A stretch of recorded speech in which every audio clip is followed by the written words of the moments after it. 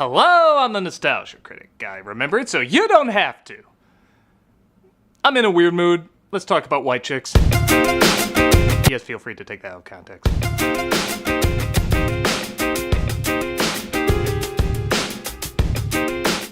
White Chicks is one of those titles that has the exact plot you'd think it has, the exact people you think it has, and the exact year you think it would have come out. Sean and Marlon Wayans going undercover as white women in 2004. It was a product of the times in that so many movies seemed to weirdly have ideas that felt 10 years old. Yeah, the early 2000s was kind of odd. The movie was basically a punchline for a while. Even Chris Rock made a few jokes about it when he hosted the Oscars. Did you see White Chicks? Yeah, I seen that. Okay. That was good. White Chicks? Oh yeah, I love white chicks. Did you see White Chicks? Best movie of the year. They got robbed. Even if you haven't seen this movie, you've at least heard of it. It's that kind of infamy. It was directed by Keenan Ivory Wayans, who's often been known for pushing the envelope in what can be said in comedy, sometimes mixing it with great writing, and other times mixing it with, well, just dumb shit. Somehow I missed this timeless masterpiece, and I don't know, with people still kind of on edge on what can be said and what can't be said, I'm kinda looking forward to an idiotic flick that asked what can't be said in 2004 and then said it. Even if it was in a pretty stupid way. So let's take a closer look, but hopefully not too close. This is probably not gonna end well for me. White Chicks. I love how after the studio logos, it jumps right into the titles. As if to say, we really don't want you to be confused about the movie you walked into. The Aviator, that's Theater 4, we're showing this garbage. It opens with, oh, clearly someone under a lot of makeup. Judging by the everything, I'm assuming it's a Wayans.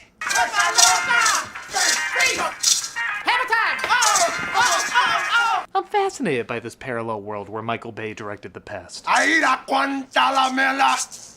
Aira Quantalamela. Why isn't this guy like, oh shit, undercover agents? Like, is this really fooling him? That's what you ordered. Can we get down to business? Oh, I see, he has just as lazy an accent, my bad. He's not gonna give you one red cent until you tell him what flavor the ice cream is. Vanilla. FBI. Oh, good fake out, guys, man! People that fell for that probably would believe this was Oprah. Kevin! This is, of course, Sean and Marlon Wayans playing, oh, do you care what their characters' names are? You're still trying to remember which one was Sean and which one was Marlon. 400 keys of pure vanilla ice cream. In a cute twist, though, it turns out these guys were just dropping off ice cream as the real drug dealers walk in shortly after. Never mind. Wrong store. Okay, yeah, that did get a laugh out of me. The chief, however, is naturally pissed off. You might want to make sure that you get the right guy. Do you know how far I climbed up the ladder to get this position just to have you two screw it up? The other agents also mock their failure. Later, Hog. Adios, Daz. I hate these guys, dude. God. Well, I found the clip I'm most likely gonna come back to later in this review. Cut to what I swear is a cutaway of Seinfeld's apartment. Where Marlon's wife is pissed. You came home late and then you started. Marcus! You are falling asleep again? I am talking to you. Marcus! So is the rest of this movie in memoriam of this character? The chief discusses their next case about the head of a cruise line being sent a threat that someone is gonna kidnap his 2 daughters. The girls in the photo are his daughters, and Harris is to the Wilson fortune. Sir, random question. Has anyone noticed they look like 2 black men in makeup? Just thought it was worth mentioning. I'll start working on my resignation. We just want to know if we could get on the case. You're on. The Wayans are sent to pick them up at the airport, and as you'd imagine, they're a pain in the ass. We already gave to the United Negro Fund. Yeah. Only we are allowed to be racist as hell and get away with it. I just have the Vanderbilt sisters' private jet crashes on the way there. Oh my god, Brittany. You were thinking it. I know, but you said it. I know. I'll say this, these 2 are great at representing every E! Network show that existed in 2004. Their dog falls out into the green screen, though, and the car crashes. This results in their faces being scratched up, and almost like they were waiting for an excuse to turn into white women, they go in their place so the ladies don't complain. The bag's in the car, Jose. The name is Gomez. Whatever. My god, it's like a Barbie face app on Michael Jackson after he died. Nah, yo, hold my poodle. Hold my poodle. Hey, yo, what's up? Y'all got a problem? Now, as much as they do look like training wheels for Freddy Krueger's nightmare exam, I actually can buy these 2 are from a Rodeo Drive environment. More plastic than skin. What I can't buy is how constantly they're hit on. Damn. I'd still bone. Are you naughty or nice? Sure like to cut that cake. Come on, Frank, you know I got the hots for women who look like a Michael Myers cameo in an Austin Powers movie. I go to Dr. Dorfman. I get off the surgery table looking like freaking Shrek. That line was played in all the trailers for the movie, and I hate to admit, I'm still not sick of it.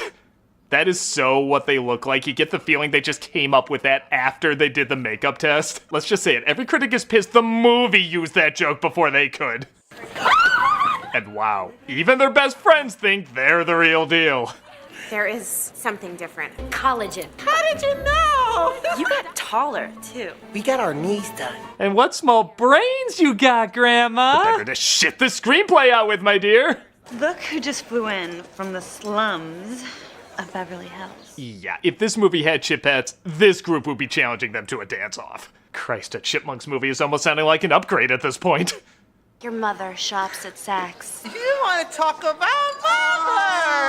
I was thinking in my head, when do they break out the yo mama jokes? And I don't know what's worse, the fact that they actually do that, or the fact that I'm a goddamn sucker for them. Your mother's so old, you breastfeed like this. I hate that I love these! Your mother's ass is so hairy, it looks like Don King's about to pop out and say, Only in America. T-Dog gets 100. One of them hits on an attractive reporter named Denise. Oh, I hope he's as good with women as his partner is. I think you were flirting with me. Even better. But the other one eats cheese, causing him to shit up a storm. Yeah, I totally thought they were above this too. Is everything all right in there? Okay, I can't pretend stuff like this can never be funny, but can you add a little bit more to the script then? He farts. The scene is done, I'm a comedic genius. Terry Crews plays an athlete named Spencer. What kind of athlete? Basketball, of course! Yeah, that's totally the body type for that game. And of course, becomes attracted to them. Once you go black, you're gonna need a wheelchair. Hey, Latrell. Tell me. Okay, call me later. As I was saying. yeah, look, King Kong. Oh, goddammit, it's right down the middle. I can't comment on it. There's a pretty funny scene where they're driving in the car and they sing a rap song that has the N-word in it, shocking the others. I can't believe that you just said that. Nobody's around. Nope, get rid of that. There's layers to this joke. I actually think it's pretty clever. It's even followed by another pretty funny line. I need something for my friend. Something that says, I'm not a whore, but I'm not a virgin either. Every once in a while, the dart hits the board. Marlon gets a call from his wife. Yeah, I'm shocked she's still with him, too. And we get a classic misunderstanding. I'll hold it open while you put it in. What is she holding? It's almost in. What is almost in? And so on and so on and so on. Honey, quick. Give me a pat. Okay, so I know this isn't exactly supposed to be the real world, but even in an In Living Color sketch, this would be pretty stupid. Clean it up, Kokor. Granted, that's probably what the writers looked like when they wrote this. They go to a bachelorette charity auction where, of course, one of the weigh-ins is called up. $1,000. I do kind of like the way the other weigh-ins makes all the men bid against Cruz. I got 2,000 right here. Ow! Granted, I can't remember the last time my foot hurt. I reached to the sky, but it got a laugh in the moment. $50,000. Cruz, of course, bids the most, and they can't seem to catch a break as their lady friends keep pestering them. 1 second. Not that the makeup's that great, but do they really think they could just slip it on like a white person raincoat? I buy Adam West going down the bat poles and landing in costume more than I do this. Later at the beach, Sean stumbles across the reporter from earlier and switches personas. Yeah, you know, just a little spit on the wrist and it goes from this to this. You guys want to make $5? Yeah, sure. He pays 2 kids to pretend he's Terry Cruz's character, because why would a reporter know anything? Again, nobody can tell the difference between these 4, and he tries to pass himself off as successful. You know, you look so familiar. I feel like I've seen you somewhere. Did you used to look like you were possessed by a Jim Henson Muppet? So I was wondering if, you're not too busy. Maybe we can hang out. Sorry, I'm into white chicks. Oh, come on! Back at the exact same shot from earlier, each of the Wayans gets ready for 2 very different dates. I'm going to follow up on our lead. You going on a date. All right, so I like the girl. Well, you're the one that's always telling me to settle down. The funny thing is, the Wayans really aren't bad when they're just playing normal people. I also buy them as 2 friends when they're just talking like, well, 2 friends. It's when they have to be funny that they're not funny. 'Cause you know I'd walk 1,000 miles. Also, seriously, how many roles has Terry Crews gotten just for his lip syncing in a car? Looking at the guy, would you think this would be the talent he'd be asked to do the most often? Also, my god, 3 times you used this shot? How many times is that gray car gonna pull up? What are you doing here? I came to borrow the car and the keys to his house. Sean steals Cruz's keys to fool the reporter into thinking the house is his. And I'm sorry, how did these two pass their FBI exams? This is your house, Latrell. Who? Oh, me, Latrell. That's right. I'm Latrell. A turtle in a trench coat could fool more people than him. Speaking of mutants posing as something else. You sure can't put it away. God. Surprised it took me that long to play that clip. Sean gets literally dolled up and out of the house, so Cruz never puts together he was there. Not even sure why he had to dress up like a woman again. He could have just waited for the other Wayans to come home.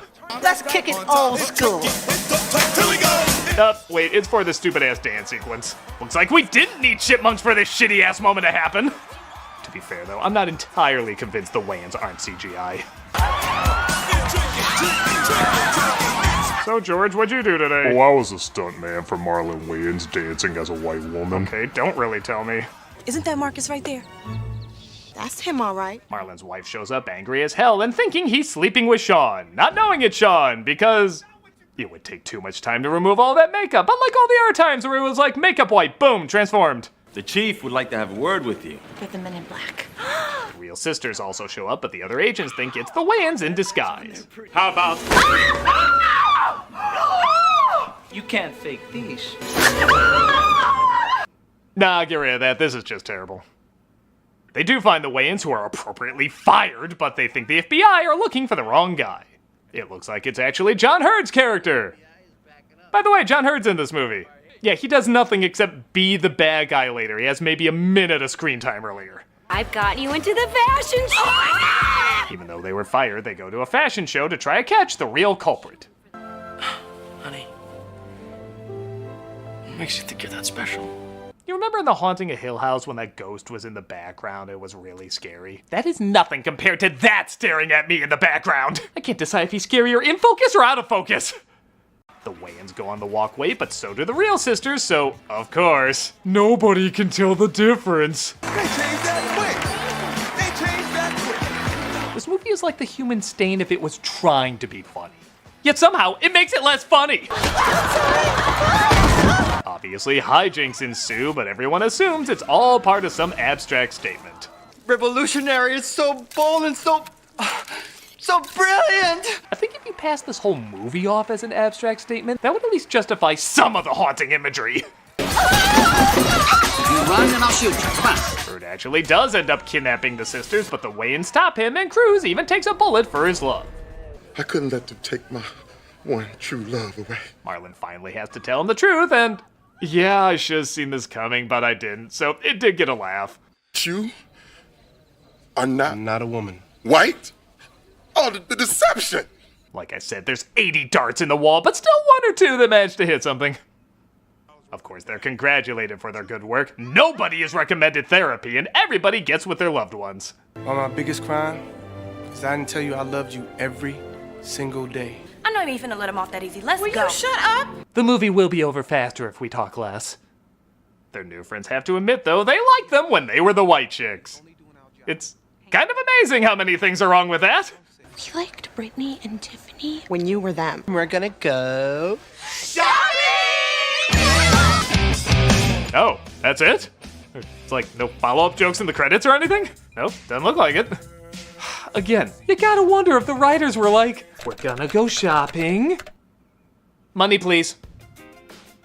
And that was white chicks. It's terrible. Is there any other conclusion there could be? I guess it is hard to be angry at it. I mean, it doesn't misrepresent what it is. It was advertised as brainless dumb, and it is brainless dumb. 1 or 2 times it does get a decent laugh, but there's so many moments that don't. I'll be honest, the funniest thing about it is its mere existence.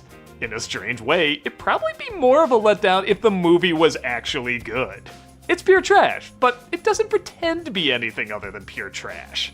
It doesn't try to have any deep message or commentary or anything like that, and Surprisingly, in avoiding that, it does manage to stumble into some once in a while. If you look at the trailers, or hell, just the poster, and you think, that's the kind of idiot shit I have to see to believe, you'll get the tripe you're promised. If you're expecting anything else, well, then there might be more shame on you than the people who made this. I think you can easily tell if this is your kind of bad to enjoy or not. I'm a nostalgia critic, I remember it, so you don't have to. Best movie of the year. They got robbed.